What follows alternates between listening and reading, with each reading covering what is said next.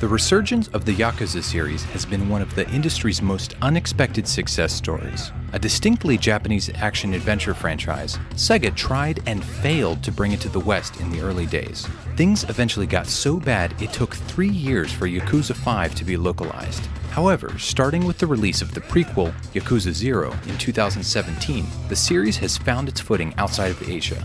Yakuza Kiwami is a remake of the original game and launched into Game Pass alongside the Xbox version in April 2020.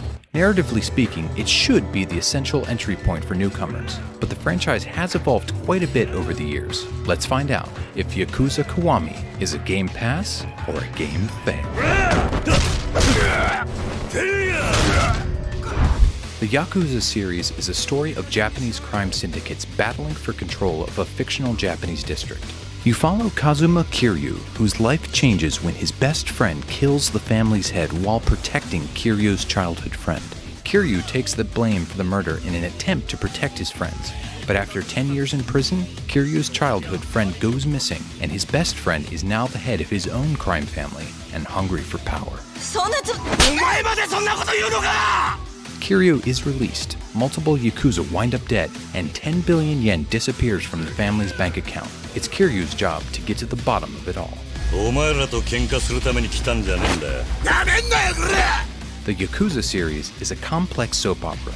Even in this initial entry, there are far too many characters to keep track of. There's a thick coating of Japanese culture covering the entire experience, and it doesn't make it any easier to follow. The story is driven by simple themes like revenge, heartbreak, and dealing with change, which helps players wrap their heads around it. Kiryu is the tough guy with a heart of gold who you will want to root for. It's surprisingly compelling. We want to experience more. Brawling takes up the vast majority of your time while playing. There's a simple rock, paper, scissors system that gives you the ability to hit, block, or grab. You build combos to gain power and unleash devastating power moves.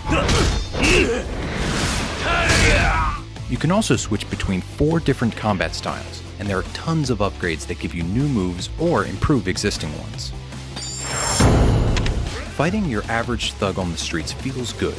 Each hit has a real impact, and there's a risk-reward of trying to chain hits together to build a combo before an enemy can interrupt it. This changes when you face one of the many bosses. Even on the default difficulty setting, bosses have mountains of health that must be chipped away. Early on, you don't have many moves, so these battles become repetitive rather quickly. Making things more tricky, bosses also have access to power moves. In the player's hands, they feel like a satisfying finisher, but when the bosses use them, they feel cheap. It took us 20 minutes and a pile of healing items to complete one of the early encounters.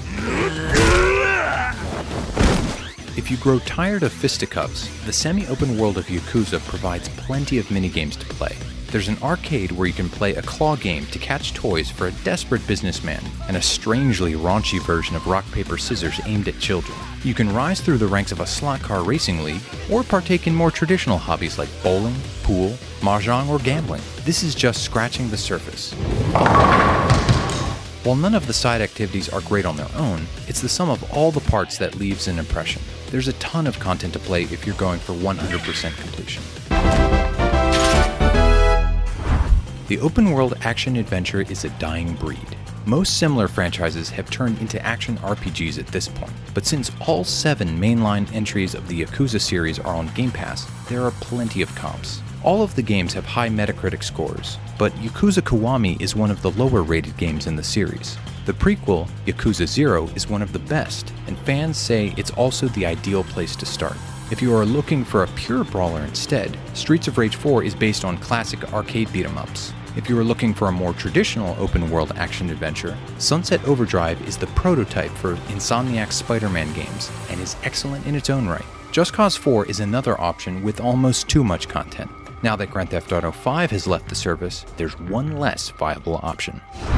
Now it's time to find out, is Yakuza Kiwami a game pass or a game fail? The Yakuza games as a whole are a strange mashup of 3 imperfect parts. The story can be difficult to comprehend, but its core is very compelling. The brawling feels good, but it's poorly balanced. The minigames add a ton of variety, but few of them are actually great.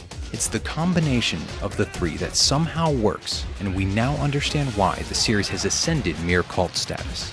The biggest problem with Kiwami on Game Pass is that it's not the best in the series, or even the best place to start. There are several other Yakuza games we'd recommend first, but that doesn't mean that Kiwami isn't worth playing. Yakuza Kiwami gets a Game Pass. For next week, the randomizer selects Need for Speed 2015.